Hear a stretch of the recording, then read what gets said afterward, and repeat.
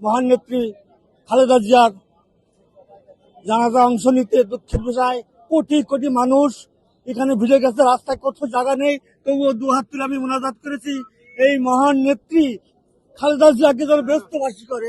আমিন। আমার মনে বড় একটা বাসনা ছিল নেত্রীর কাছে গিয়ে একটি কবিতা বলবো তার স্বামীর উদ্দেশ্য নিয়ে। এ মহান স্বাধীনতার ঘোষক মহান জিয়াউর রহমান, তোমার জন্য আজও কাটে বাংলার হিন্দু মুসলমান।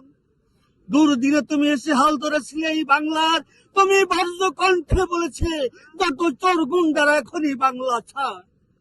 ক্ষুধার জ্বালায় বাংলার মানুষ সেদিন হাত পেতেছিল দাঁড়ে দাঁড়ে।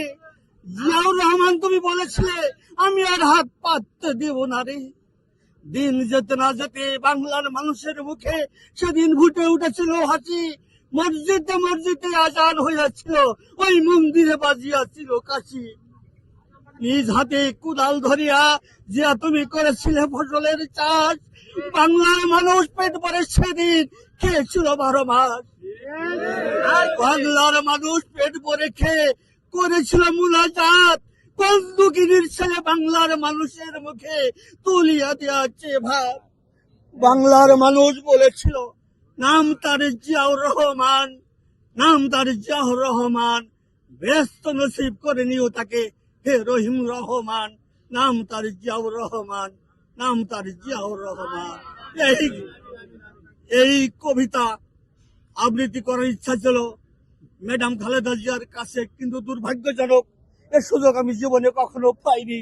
এ সুযোগ কখনো আমি জীবনে পাইনি। ধন্যবাদ সবাই। আমার এই প্রাণ প্রিয় কবিতা, আমি একটা চাষার ছেলে, খেটে খাওয়া মজদুর মানুষ। আমার আশা ছিল তার নিকটে গিয়ে এই মহান নেত্রী খালেদা জিয়ার নিকটে গিয়ে আমার এই কবিতাটা শোনাবো, পাইনি। কিন্তু দয়া করে যদি তারেক রহমান সাহেব আমার নিজের এই লেখা কবিতা শুনতে চান, অবশ্যই অবশ্যই আমি তার কাছে যাই। তার পিতার কবিতা, তার পিতার কাহিনী, তার পিতার মর্মাহত কবিতা আমি নিশ্চয় আবৃত্তি করব, নিশ্চয় আবৃত্তি করব।